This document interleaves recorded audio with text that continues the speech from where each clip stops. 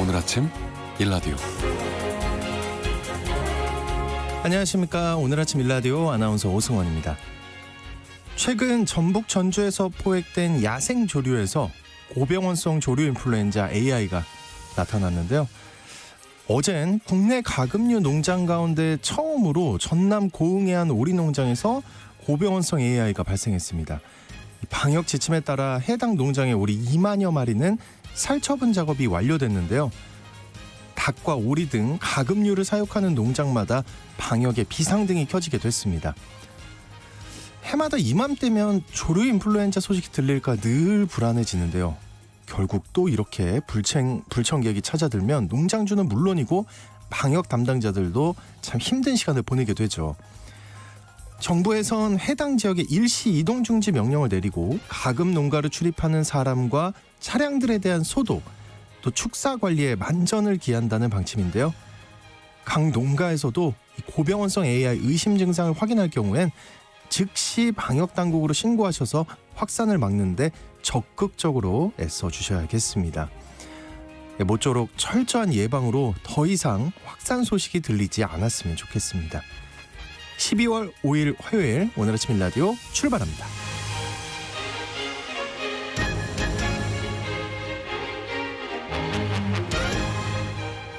오늘 아침 일라디오 이 시간은 물론 KBS 일라디오의 모든 프로그램은 유튜브 KBS 일라디오 공식 채널이나 모바일 콩 어플리케이션을 통해 실시간으로 함께 하실 수 있습니다. KBS 일라디오 채널 구독과 좋아요, 댓글 많이 부탁드리겠습니다. 자, 화요일 해외 농업 소식 살펴보고요. 텃밭 가이드 시간에는요. 한 해 동안 농사일지 쓰는 법과 그 중요성에 대해 알아보겠습니다. 또 텃밭 농사에 대한 궁금증, 질문 있으시면 지금부터 문자 보내주시죠. 단문 50원, 장문 100원이 드는 유료 문자 샵 9730으로 보내주시기 바랍니다. 유익한 정보와 살아있는 이야기가 있습니다. KBS 오늘 아침 일라디오.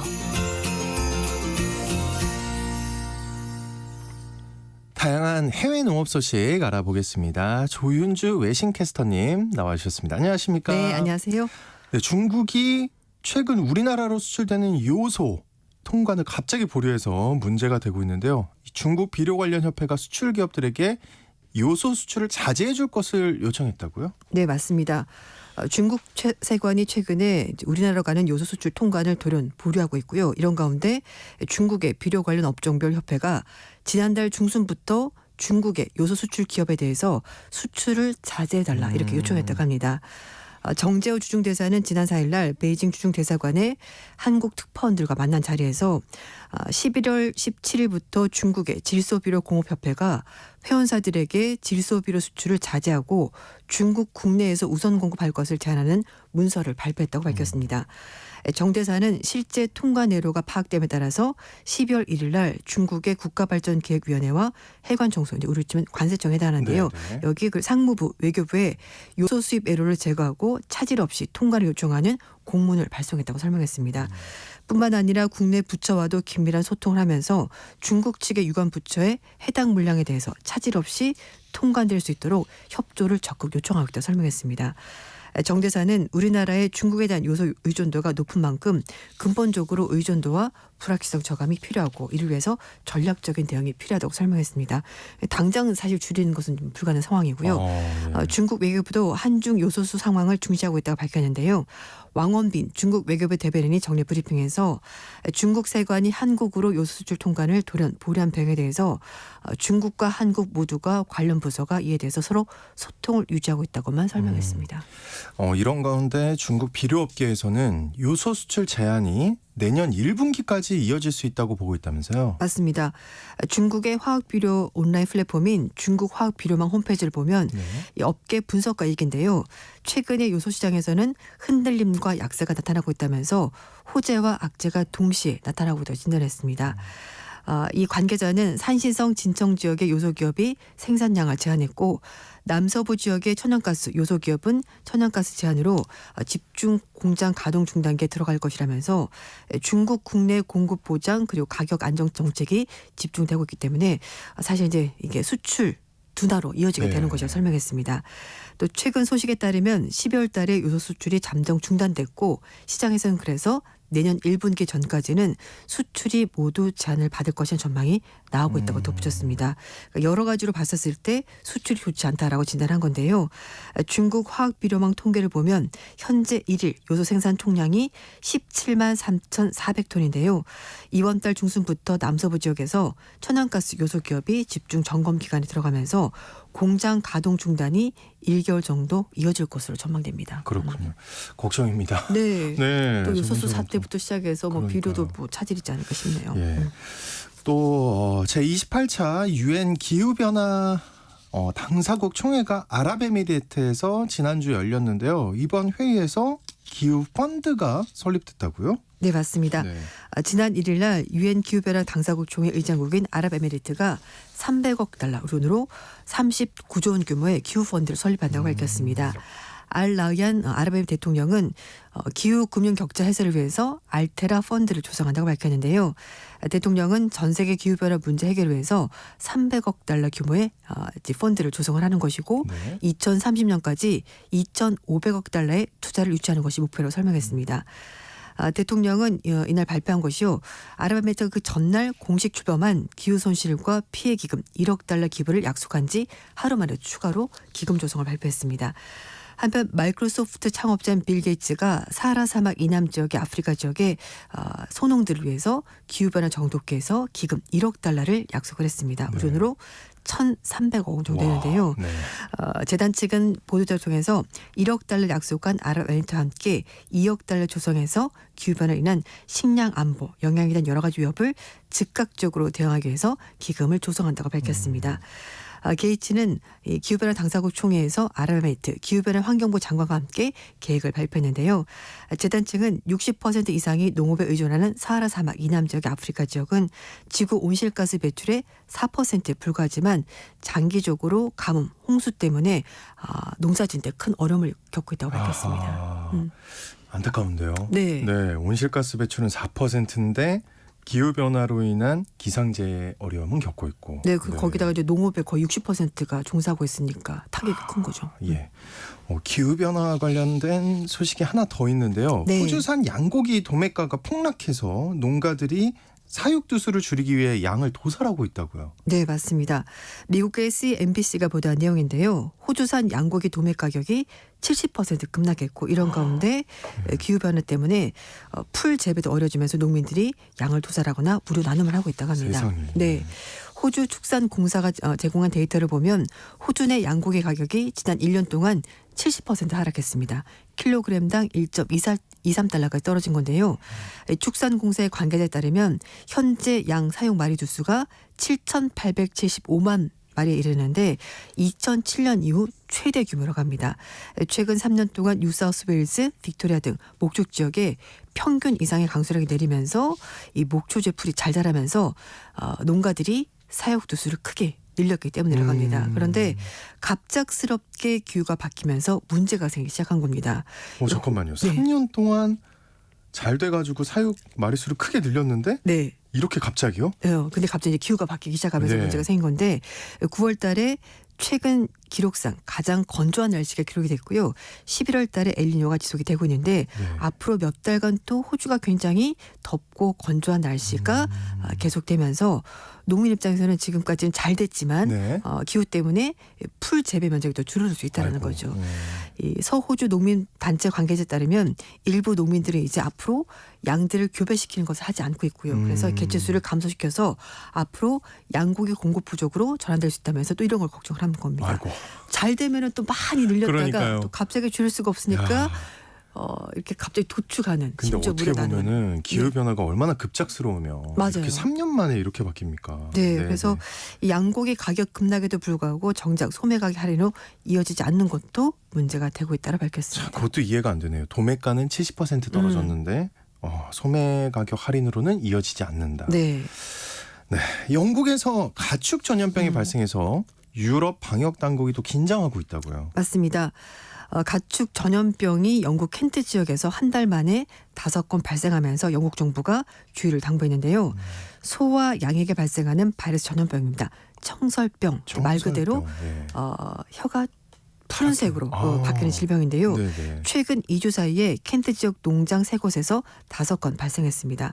게다가 이 변종 바이러스까지 발생하면서 비상에 걸렸다고 하는데요. 청설병은 소와 양의 혀가 검푸르게 변하다가 어이구. 심각해지면 결국 죽게 되는데요. 결국 죽어요? 네, 예. 근데 사람에게 감염된 사례는 아직까지는 없었습니다. 예. 이 청설병에 걸린 소는 혼수 상태, 그리고 콧구멍과 주둥이 주변에 경직, 아이고. 그리고 눈, 코, 입에서 발적이 있고요. 발굽 주변에 피부가 붉게 바뀌게 되고 뭐 콧물, 상처, 발열, 식욕부진, 사산 이렇게 증상을 아이고, 보인다고 아이고. 합니다. 예, 예. 특히 어미소가 임신했을 때는요, 청설병에 감염이 되면 송아지가 기형이 되거나 약체, 눈이 보이지 않는 상태로 태어날 가능성이 높고 출생 후에 며칠 안에 사망하는 경우도 많다고 합니다. 어쨌든 엄청 무서운 병인데 그 앞서 잠깐 말씀드렸습니다만 이 청설병이 2007년에 유럽을 공포에 떨게 했다고 했었잖아요. 네, 그때 엄청 유행이었나 봐요. 네, 예. 원래는 남아프리카에서 발생한 병이었는데 2006년에 네덜란드, 벨기에에서 처음으로 발병했고요. 그다음에 영국, 유럽 전역으로 퍼지면서 네. 2007년 당시에만 유럽에서 소와 양 200만 마리가 죽었습니다. 그리고 21년에 스페인에서 튀르키예로 배로 들어서 통해서 수출하려던 소 900마리가 청설병 감염 증세로 확인이 되면서 배가 정박하지 못해서 이 배가 세상에. 지중해를 떠돌아다니다가 네. 선박 안에 있던 소가 모두가 도살되는 그런 일까지 벌어졌습니다. 너무 잔인하긴 합니다만 이게 네. 들어오면은 퍼지니까 근데 어쩔 또 수가 이해가 돼요. 예, 예, 어쩔 예, 수가 예. 없었습니다. 그래서 영국 정부의 수의학 그 관계자는 그 이제 전문가 얘기로는요, 축산 농가의 청설병 주요 유전자형과 주요 증상을 발표를 했었는데 최근에는 변종이 발견돼서 더욱더 우려가 커지고 있다고 합니다. 영국 정부는 영국 남부, 동부 해안이 가장 위험한 지역으로 분류를 하고 있는데요. 영국 정부는 청설병 감염 확진 지역에 이제 가축 이동 제한 조치를 발표를 했고요. 청설병 양성 판정을 받은 가축은 동일한 운송선을 탔거나 감염이 온 가축을 이제 도살할 수 있도록 처리를 하고 있습니다. 한편 남아프리카 지역에 발원진 청설병은 바이러스가 유럽에 퍼진 이후로 기후변화가 또 지목이 되고 있습니다. 여기도 또 기후변화가. 네, 맞습니다. 예. 이 청설병 바이러스 매개체인 날벌레가 유입되는데요. 청설병 바이러스가 온도가 15도씨 아래로 내려가면은 예. 복제를 못하는데 지구 온난화 때문에 전반적으로 기온 올라가면서 바이러스가 서식하는 환경이 조성이 된 겁니다. 야. 지금 사실 네. 우리가 앞서 전해드린 소식 모든 게 다 기후변화랑 연관이 있네요. 맞아요. 안타깝습니다. 벌써 시간이 이렇게 됐습니다. 정말 흥미로운 해외 농업 소식인데요. 좀 걱정되는 소식만 있어서 오늘 좀 안타까운데. 네, 다음번에는 좀 걱정이 조금 덜 되는 안 되는 소식은 요즘 찾기가 힘들어요. 좀 덜 네. 되는 그게 더 소식으로 슬프네요. 가족들하고 좀 다양한 소식도 준비하겠습니다. 네, 지금까지 외신캐스터 조윤주님과 함께했습니다. 오늘 고맙습니다. 네, 감사합니다.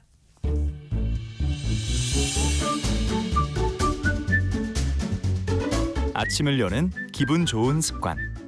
KBS 오늘 아침 1라디오.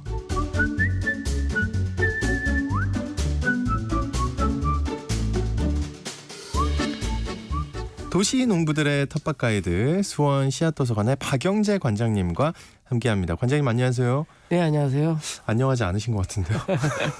마스크를. 감기 걸렸습니다. 예. 여러분 오늘 텃밭과 관련해서 궁금한 점 있으시면 단문 50원, 장문 100원이 드는 유료 문자 샵 9730으로 지금 바로 문자 보내주시기 바랍니다. 자세하게 답변 드릴게요. 어쩌다 감기를 걸리셨습니까? 감기 잘 안 걸리실 것 같은데. 네, 3년 만에 처음 걸리는 감기인데요. 아이고. 예. 네, 아들이 걸리는 바람에 저한테 들어왔습니다. 청취자 여러분도 감기 조심하시기 맞아요. 바랍니다. 예. 병원 가니까 굉장히 많더라고요. 요즘 진짜 네. 유행입니다. 예. 네. 좀 밭을 찾아주는 손님들이 요즘은 저한테는 늘고 있는데요. 네. 제가 몸 상태가 이렇게 좋지 않으니까 돕겠다는 분들이 많이 이렇게 찾아줘서 일을 감사합니다. 거들고 있습니다. 하수 안에 수확해서 말려만 두고 이렇게 밀어뒀던 수확물이 많은데요. 옥수수며 콩팥 같은 작물들을 일일이 탈곡하기도 하고 병이 들거나 벌레 먹은 종자들을 일일이 골라내는 작업들을 돕고 있습니다. 따뜻한 하우스 안에서 작업을 하기 때문에 햇볕만 있으면 작업하기에는 굉장히 좋은 공간입니다. 네. 사례로 드릴 것이 없어서 하우스 안에서 자라고 있는 상추밖에 없는데 네. 그것도 마다하시고 도움을 주는 분들이 아이고, 계셔서 정말 예. 다행입니다. 네. 올 겨울 중에 이런 정리를 다 끝내야 내년 봄에 또 필요로 하는 분들한테 씨앗을 분양할 수가 있습니다. 네. 근데 또 얘기 들어보니까 아플 틈이 없네요. 계속 바쁘신데 그 연말에 농사일지 잘 쓰셨는지 그 숙제 검사를 하고 싶으시다고요. 초등학교도 아니고. 근데 실제 예, 농사일지를 이렇게 사진 찍어서 저한테 보내주시는 분도 계시더라고요. 예. 올 봄에 농사일지를 작성하라고 말씀을 드렸는데 선물로 농사일지를 드리기도 했죠 저희가. 예. 쓰셨는지 모르겠습니다. 농사일지를 쓰는 것과 쓰지 않는 것은 농사 실력이 늘어나는 것과 크게 관련이 되어 있어요. 네네. 쓰셔야 되죠. 네. 작업한 내용과 관찰한 내용을 중심으로 작성해 나가고 그 이듬해 작년에 작성한 일지를 참고로 해서 농사 방법을 조금씩 바꿀 수도 있어서 농사에 크게 도움이 됩니다. 보통 3년치의 농사일지를 참고로 농사를 계획하고 참고하거나 하기 때문에 3년치를 한 권에 작성할 수 있도록 이렇게 만드는 것이 좋은데요. 네. 초등학교 때 일기를 썼던 것과 똑같은 방식이라고 생각하시면 됩니다. 그냥 언뜻 생각해도 되게 도움 많이 될 것 네. 같아요. 특히 3년치가 있다면 내가 네. 언제 비료를 주고 막 이런 걸 다 기록해 놓는다면 그렇죠. 그 농사일지 말고도 한 해 가계부 쓰듯이 농사 관련한 장부를 기록하는 게 좋다고요. 예, 농사와 관련하여 네. 수입과 지출 내용을 별도로 이렇게 기록해서 농사에 필요한 예산을 미리 계획할 수도 있고 농사로 인한 수입도 고려해 볼 수가 있습니다. 제가 있는 수원시의 경우에는 텃밭 농사를 하는 사람의 경우에도 수원 시민이면 로컬푸드 매장에 농산물을 납품할 수가 있거든요. 예. 예. 그래서 작은 평수에서 농사를 시작하는 사람들이 내 농산물에 대한 소비자의 반응을 살펴보기 좋습니다. 아, 이거 되게 괜찮네요. 네. 예. 좀 떨릴 것 같은데. 그 관장님도 농산물 납품하셨어요? 어떻습니까? 예, 사실 저도 납품을 하기는 하는데요. 네. 거리가 멀기도 하고 매장이 멀기도 하고 올해 종합을 한번 해보니까 농산물로 인한 수익은 한 100만 원이 되지 않는 것 같더라고요. 텃밭 농사를 하다 보면 당연한 결과인데요. 아, 그래요. 예. 왜 농업인들이 이렇게 농장 규모를 키우려고 하는지 알 것 같습니다. 네, 네. 규모의 경제가 되지 않으면 당연히 수지타산을 따지고 보면 마이너스가 될 수밖에 없습니다. 야, 근데 마이너스까지 됩니까? 수익이 진짜 얼마 안 되네요. 네. 예. 농자재들이 많이 들어가니까요. 아, 하지만 그 과정에서 농사를 알게 되고 또 건강한 농산물을 집에서 소비하게 되고 건강한 여가를 보냈던 것들을 금전적으로 따질 수가 없으니까 맞죠. 예, 네. 너무 실망하지 않았으면 좋겠습니다. 참고로 내년 농사일지도 만들고 있는데요. 네. 저의 농사일지인 줄 알고 찾으시는 분들이 많더라고요. 아, 농사일지를? 예, 제가 써놓은 농사일지인 줄 알고 네네. 예, 제 농사일지는 아니고요. 공책입니다. 그러니 받지 못하신 분들은 서운해하지 마시고 공책을 사서 일지를 만들면 됩니다. 아, 그렇죠. 네. 예. 그 어떤 것부터 작성을 시작하면 좋을까요? 각 지역마다 최저 기온을 기준으로 첫 설이 오는 날과 마지막 설이 오는 날을 기록해 둡니다. 첫 설이 오는 날이 이제 10월경이고요. 마지막 네. 설이는 한 4월경이 될 텐데 이렇게 그 날짜를 기록해 두면 그 날짜 사이가 이 기간이 작물을 재배할 수 있는 기간이 됩니다. 네네. 그리고 첫 설이 오는 날을 기준으로 해서 10월경을 기준으로 해서 역으로 날짜를 거슬러서 작물마다의 재배 기간을 환산해서 파종하는 날을 정합니다. 제가 만드는 일지는 중부지방을 중심으로 기록했으니까 농사를 지으시는 분들마다 여기에 가감해서 파종 날짜를 정하면 됩니다. 이렇게 하면 작물별 농사 달력이 만들어집니다. 네네. 여기에다가 절기도 표시하고 각 절기마다 필요한 작업을 요약할 수가 있게 되겠죠. 그다음에 세종시대 이후에 각 지역의 유생들이 만들어서 퍼뜨린 농가원령가라는 것이 있는데요. 네네. 우리나라 절기가 중국의 절기를 가져와서 썼기 때문에 지방마다 적용하기가 굉장히 어려웠다고 그래요. 그래서 농가원령가를 부르게 한 거라고 합니다. 그렇군요. 조상님들의 지혜네요. 우리 김미진님이 저도 아이들에게 항상 감기가 옮아요. 하하. 관장님 얼른 나으세요. 힘내세요. 여기가 중요합니다. 네. 하트. 감사합니다. 하트가 달려 있습니다. 하트 귀한 거예요, 이거. 네. 그 전영숙님도 애청자 여러분들 감기 조심하세요. 관장님도 빨리 건강 찾으시길 바랍니다. 아이고, 네. 감사합니다. 팬분들이 지금 걱정하고 있습니다. 지금 검은색 마스크 써서 그냥 깜짝 놀라셨어요, 다들 지금. 그러면 일단 절기마다 또 지역마다 농사 달력은 조금씩 다르겠네요. 네. 특히 지역마다 많이 다를 것 같기도 한데. 네. 절기별로 각 지방의 농사가 달라질 수밖에 없습니다. 그리고 이 15일마다 웃거름을 주는 시기이기도 하죠. 네. 예. 그래서 빼놓으면 안 되고요. 또 절기를 15일 간격이니까 이것을 3으로 나눠서 5일 간격은 주로 이제 농작업에서 반복적인 작업을 합니다. 풀 작업이라든지 네. 순지리기 작업, 수확과 같은 반복 작업을 배치하게 됩니다. 이거 이렇게 절기의 기자하고 그걸 3으로 나눈 5일 간격을 후라고 부른다고 그랬죠. 네. 그래서 기후라는 말도 여기서 나오죠. 그리고 10일 간격도 또 따로 표시를 해둬서 비가 왔는지를 체크하면 물 주는 시기도 알아낼 수가 있습니다. 10일 안에 비가 오지 않으면 노지의 경우는 별도로 물을 줘야 합니다. 근데 이제 정말 말씀을 쭉 듣다 보니까 반드시 써야겠네요, 농사일지. 네. 농사가 바쁘다 하지만 이렇게 미리미리 일정표를 이렇게 만들어두면 네. 한결 편해집니다. 물론 하루에 모두 할 수 없는 일이기 때문에 미뤄지기도 하겠지만 그것도 농사일지가 있으면 판단하기가 편합니다. 2024년 농사일지는 좀 설날 즈음에서 이렇게 나올 예정인데요. 네. 미리 신청하지 마시고 그에 맞춰서 카운트 안 합니다. 네. 네, 그에 맞춰서 신청하시면 네. 그때 이제 발송해 드릴 테니까 그에 맞춰 해 주시기 바랍니다. 네, 그러니까 미리 신청하는 거는 이제 저희가 카운트하지 않는 걸로.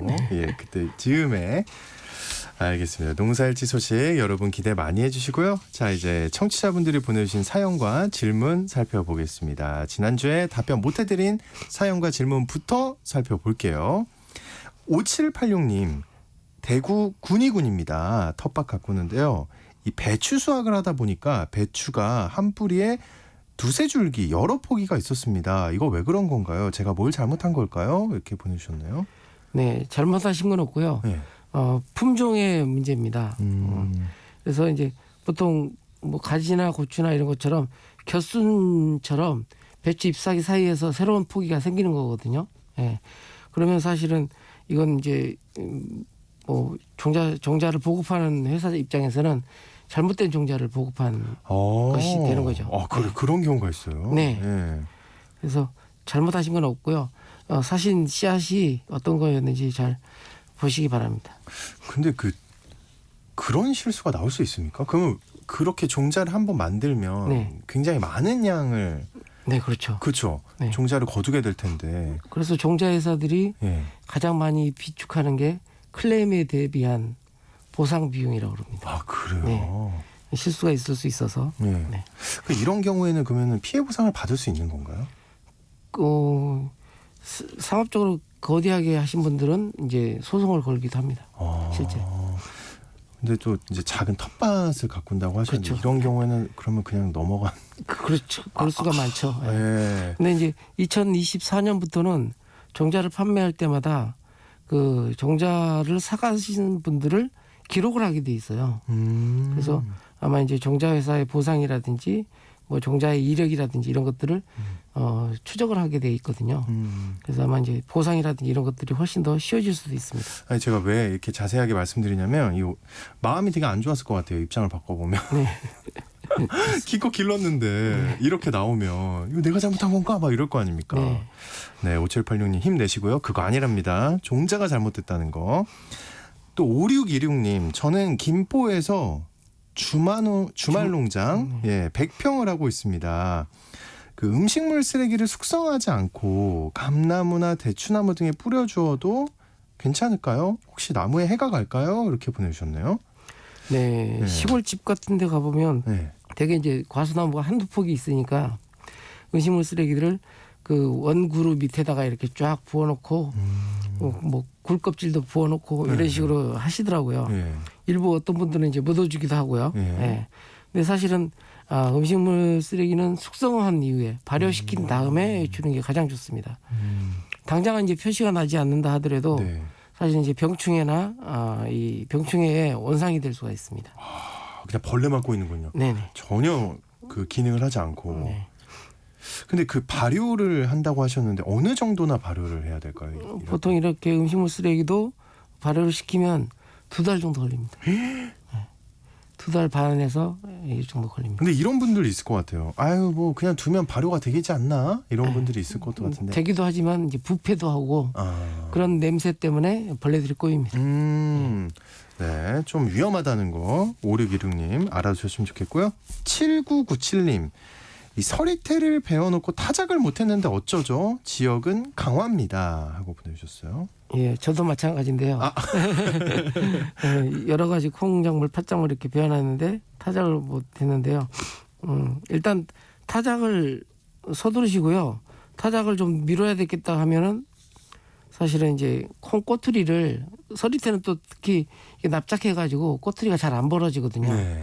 그래서 꼬투리만 이렇게 수확하는 방식으로라도 해놓으셔야 손실이 없습니다. 꼬투리만이라도.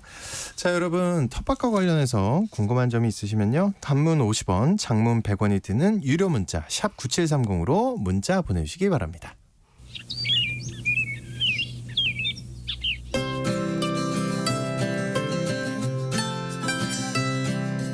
지금 여러분께서는 수원 씨앗도서관 박영재 관장과 함께하고 계십니다.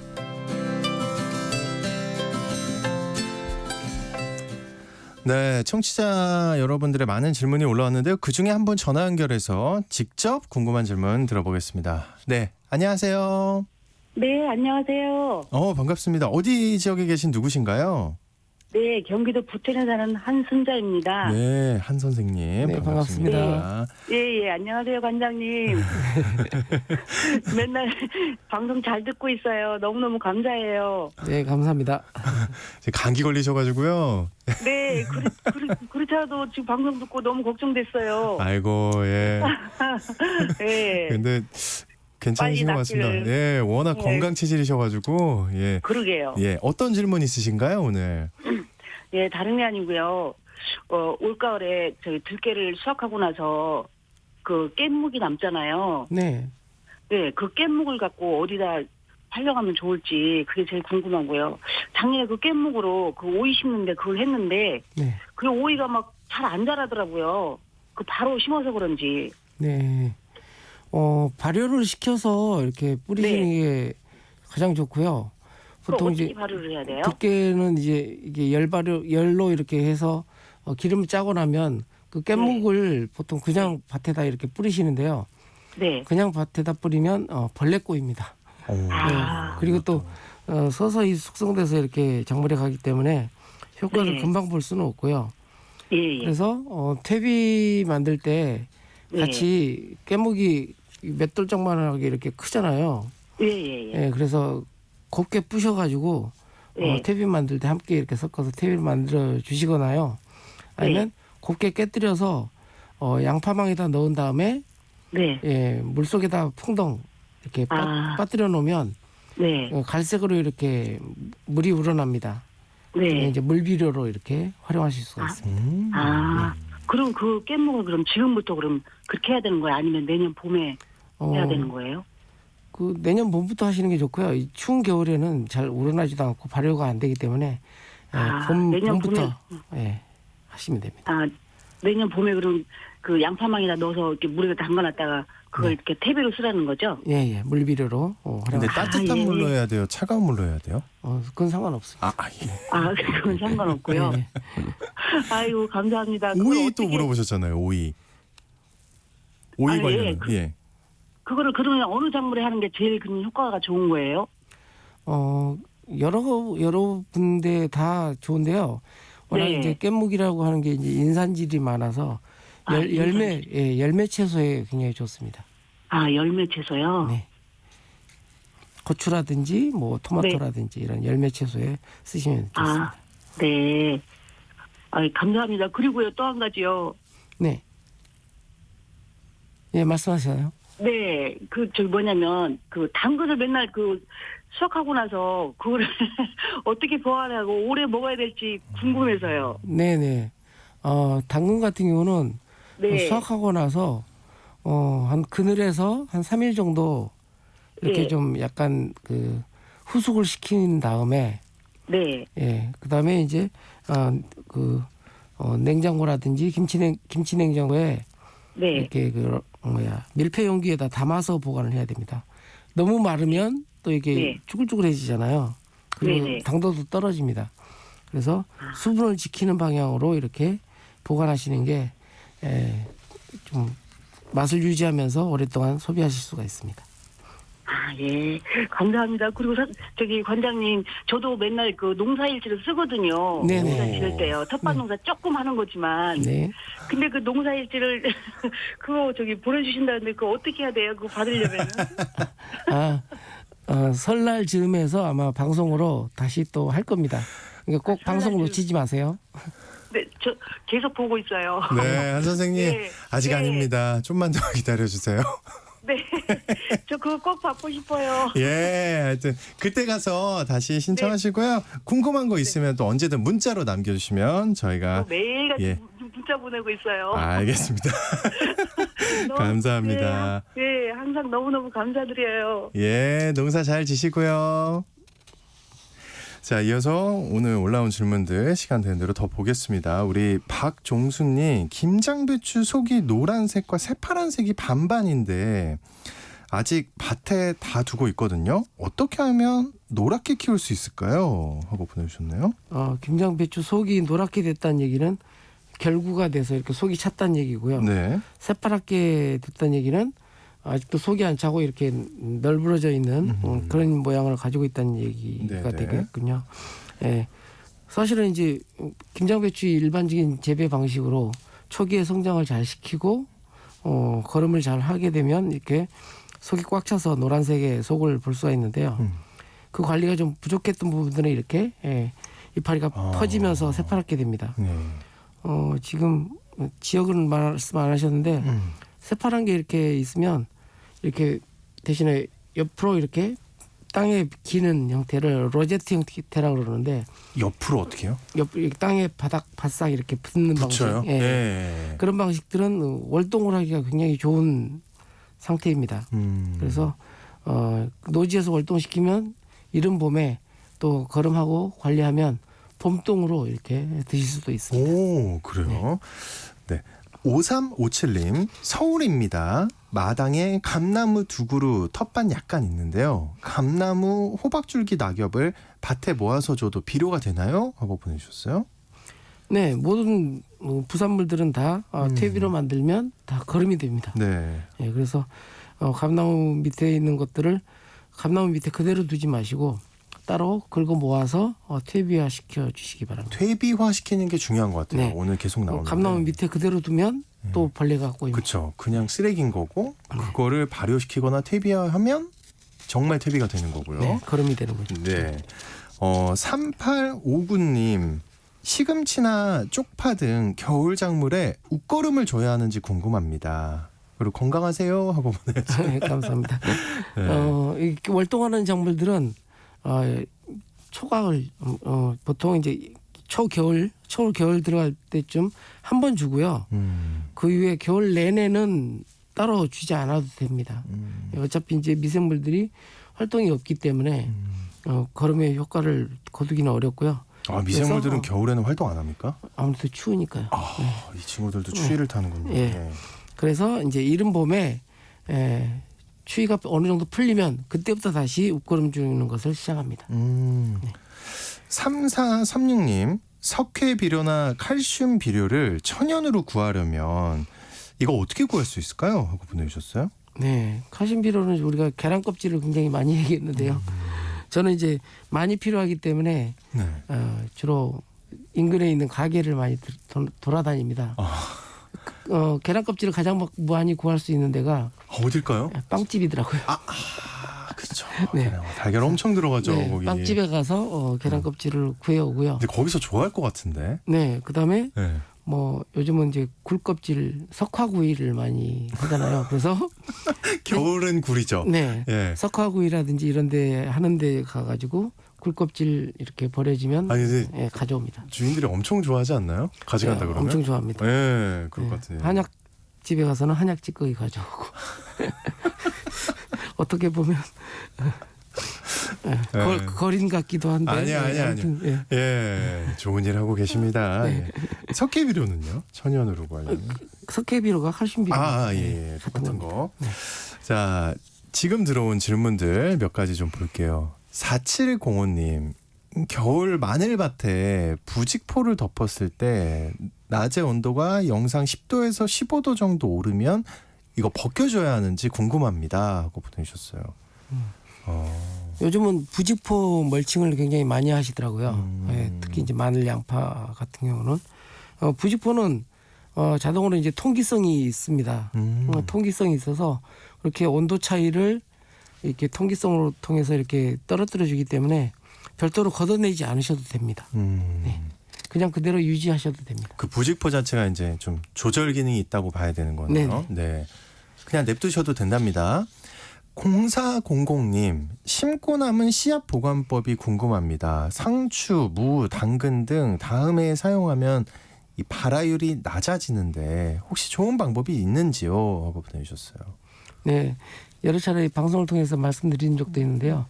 일단은 밀폐 용기에다 넣고, 그렇죠. 예, 조그만 밀폐 용기에다 넣고 거기다 실리카겔을 한두 개 같이 넣어준 다음에 냉장고나 냉동고에 냉동. 보관하시는 게 가장 좋습니다. 네.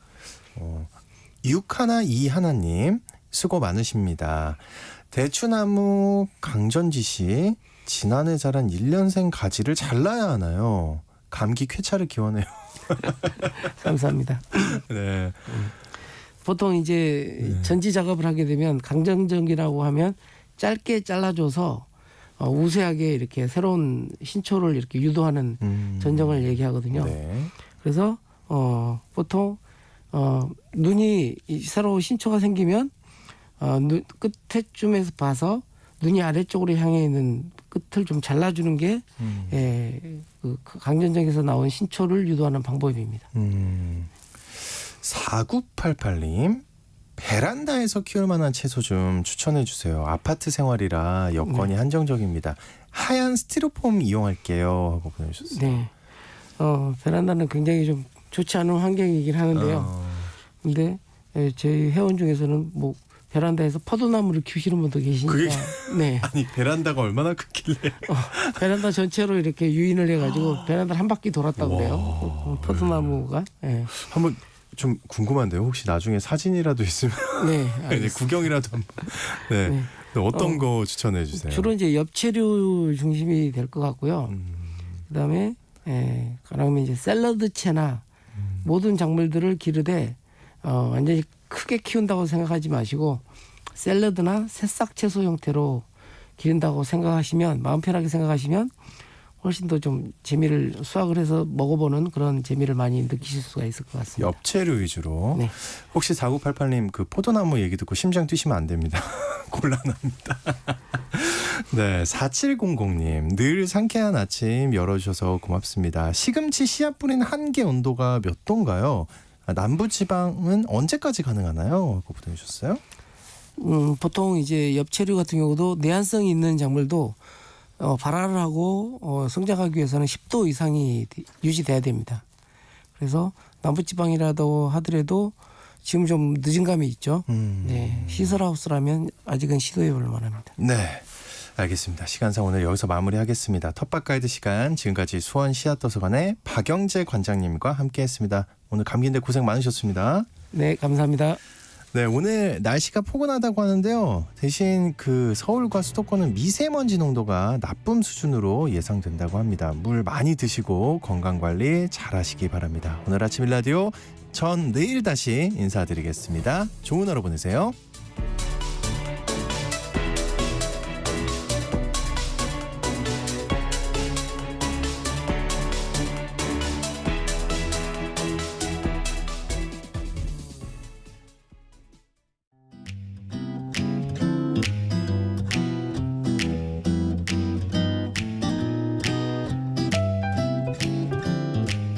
안녕하세요. 바른말, 고운말입니다. 우리말에서 쓰이는 단위의 종류는 상당히 많이